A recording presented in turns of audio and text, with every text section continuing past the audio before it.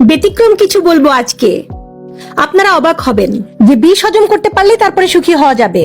Yes, আপনি যদি সংসারে সুখী হতে চান, সত্যিই সংসারে সুখী হতে চান এবং দীর্ঘদিন ধরে সাংসারিক সম্পর্কটা সামনে এগিয়ে নিয়ে যেতে চান, দাম্পত্য সম্পর্কটাকে এগিয়ে নিতে চান, তাহলে আপনাকে সত্যি সত্যি বিষকে হজম করতে শিখতে হবে। এই বিষ, যে বিষের কথা আপনি ভাবছেন তার চাইতেও বিষাক্ত।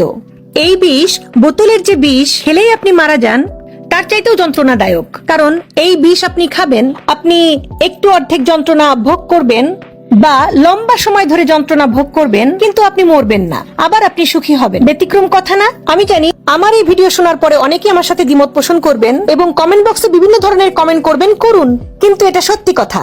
আপনাকে বিষ হজম করতে শিখতে হবে। বিষ মানে কথার বিষ, বিষ মানে অবহেলার বিষ, বিষ মানে অবজ্ঞার বিষ, বিষ মানে তীর্যক ভাবে তাকানোর বিষ, বিষ মানে অবিশ্বাসের বিষ। আপনি সংসারে দাম্পত্য জীবনে চলতি পথে অনেক ধরনের অভিজ্ঞতা অর্জন করবেন। আপনি যে রোমান্টিক সম্পর্কের প্রত্যাশায় দাম্পত্য জীবন শুরু করেছিলেন, দাম্পত্য জীবন আসলে ততটা রোমান্টিক নয়। এটা একটা অর্গানাইজেশন, এখানে আপনার সন্তান জন্মগ্রহণ করে।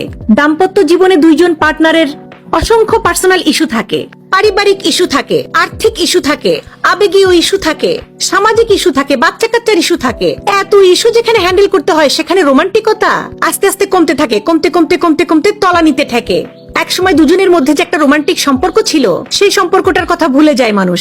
তখন যখন দুজন রিকশায় ওঠে, তখন একজন তাকায় উত্তর দিকে, আরেকজন তাকায় দক্ষিণ দিকে। এই জন্য একজন বলেছিল যে রিকশায় যদি একজন নরনারী যায়, তাহলে তাকে দেখে সে একদম উনি বলে দিতে পারে যে এরা কি প্রেমিক প্রেমিকা নাকি স্বামী স্ত্রী।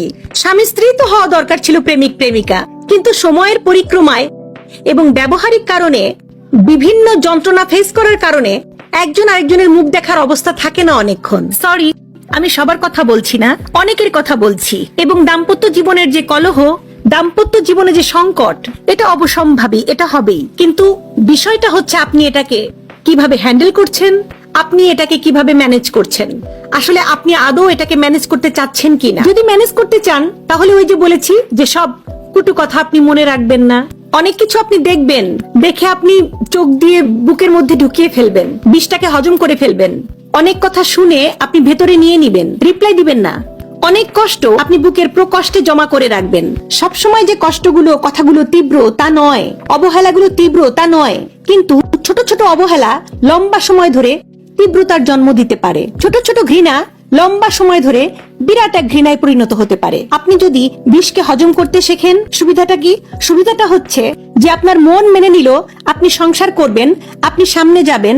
যদি ভালোবাসার ঘাটতি থাকে, দুজনের মধ্যে যদি দূরত্ব তৈরিও হয়ে যায়, একজন যদি আরেকজনের দিকে ভালোবাসার দৃষ্টিতে নাও তাকায়, তবুও সংসার করে যেতে হবে বাচ্চাদের কারণে, সংসারটাকে টেনে নিতে হবে। এবং বিষকে হজম করে ফেললে আপনি আবার ভালোবাসতে পারবেন।